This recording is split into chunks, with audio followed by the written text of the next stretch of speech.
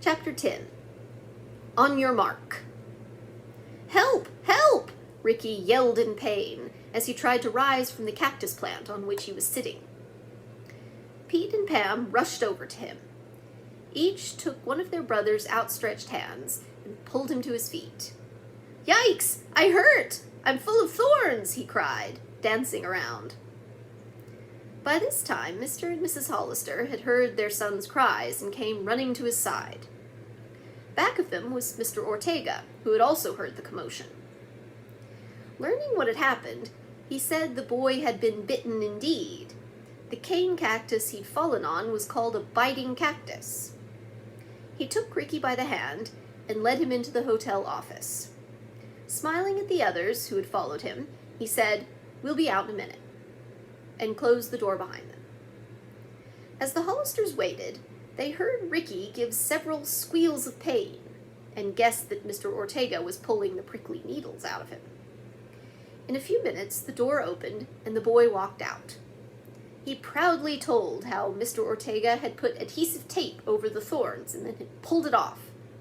Out had come the stickers. "I guess now I'm Cactus Ricky," he said, managing a little grin. He found it impossible to sit comfortably and soon went to bed. After breakfast next morning, everybody was in his place in the bus, with the exception of Mrs. Hollister and Cactus Ricky. Holly beeped the horn a couple of times to let them know that they were ready to go. "Maybe Ricky's not well," Pam said, worried. She was about to go into the hotel and find out when her mother and brother appeared. Mrs. Hollister was carrying a plump pillow in her hand. Without a word, she put it on the back seat, and Ricky sat down gingerly upon it. "Now my cactus bites don't hurt," the boy said, and his mother smiled. In less than 2 hours, the Hollisters came to a road sign reading, "Agua Verde, 1 mile. Yumatán Pueblo, 3 miles. "Hooray, we're nearly there!" Holly shouted. Presently, they saw the first low, Spanish-type houses of Agua Verde. "What are they made of?" Pam asked. "Adobe bricks," her mother replied. "They're of sun-baked mud." "Yikes, I wouldn't want to live in one," Ricky said. "The rain might wash my house away." "These bricks become very hard," his father explained, "and many mud houses have been standing hundreds of years." Near the end of the main street stood a 2-story adobe hotel, which was deep pink in color. Several Indians were seated in front of it, colorful blankets wrapped around them. When Mr. Hollister stopped the bus, they got up and pulled trinkets from their pockets to sell.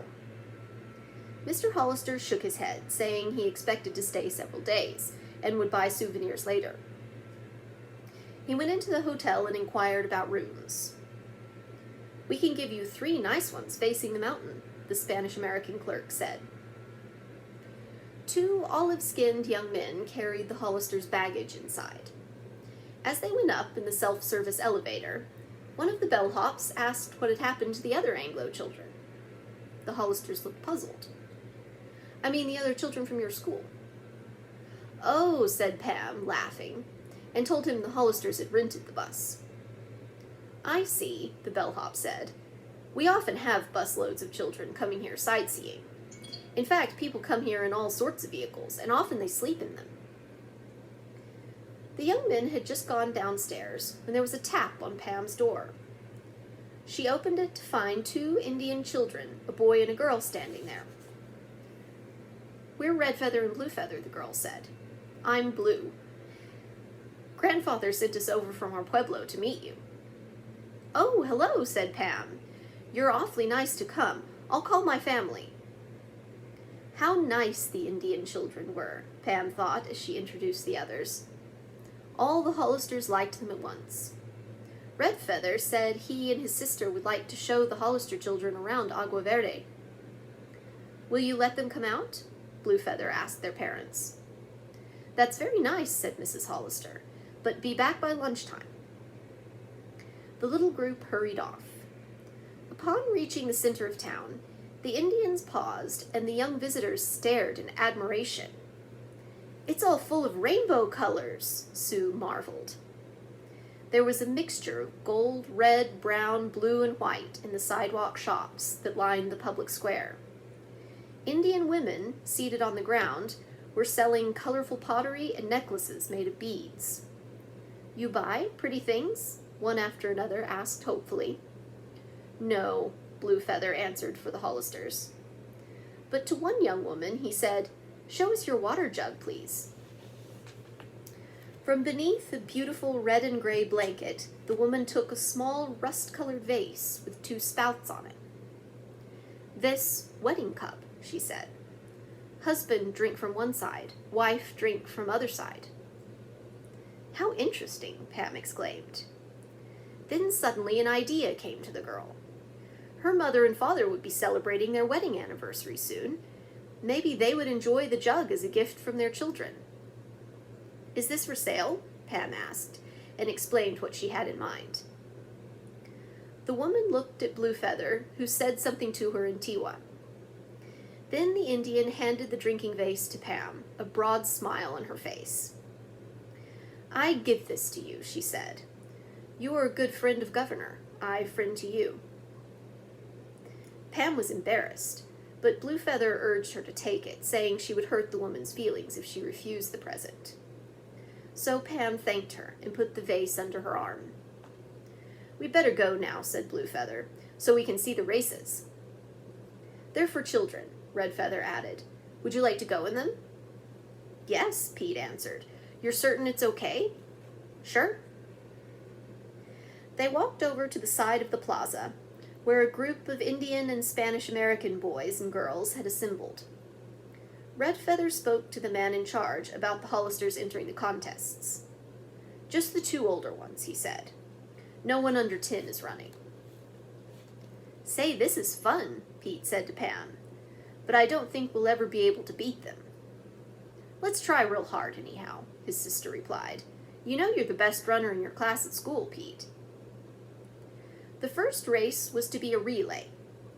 A girl would run 2 laps around the marketplace, touch the hand of her partner, and he would run 3 laps. When the man gave the signal, the girls lined up. Then he shouted, "Go!" Pam raced off with the other girls. 1 lap went by. Pam was trailing. On the 2nd lap, she lost even more ground before she touched her brother's hand. Pete ran as fast as he could, gradually catching up to the Indian runners. "Come on, Pete," Ricky shouted. "You can beat 'em," Holly encouraged, jumping up and down in her excitement. But as the race went into the 5th lap, Pete realized he could not keep up with the fleet native boys. When they crossed the finish line, Red Feather was first and Pete was last. But the Indian boy told him he had done very well. "Now we will have a short race," the man said. "This will be once around the marketplace. The girls will start the race, run halfway, and touch the hands of the boys, who will finish." He stationed the boys on one side of the square and the girls on the other. "Win this one, Pete and Pam," Ricky shouted, as everybody in the marketplace stopped to watch. When the man shouted "Go!", Pam leaped forward the speed of an antelope and took the lead.